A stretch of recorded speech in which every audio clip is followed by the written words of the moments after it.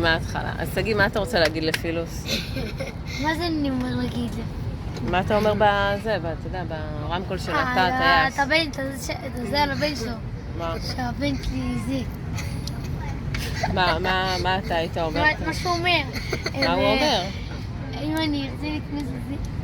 אני לא זוכר איך הוא אומר את זה, נו. שהבן שלי יש לי איזה מחלה. לא, נו, באמת. ככה הוא אומר. הוא מבקש, הוא רוצה זה. הוא אמר שהבן שלו הלך לאיבוד במטוס, נכון? נכון? כן. לא, הוא לא אומר את זה. הוא ביקש רשות מהדייל, נכון? הוא רוצה לקרוא לבן שלו. הוא מדבר ללב שלך. הוא רוצה לדבר ללב כן, שלך. נכון. עומר, איפה הכדור? הכדור זה לא הכתום.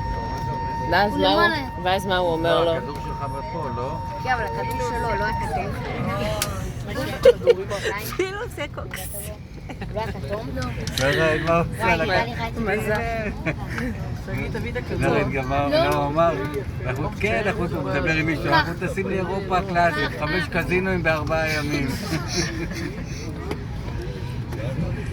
קצב עדיין משתולל. תמיר, בזמן שהיית במטוס, שהיינו מעל ישראל, צילמתי אותך. מעל ישראל? שיקרה, לא, צילמתי אני אותך. מעל ישראל. מעל יוון.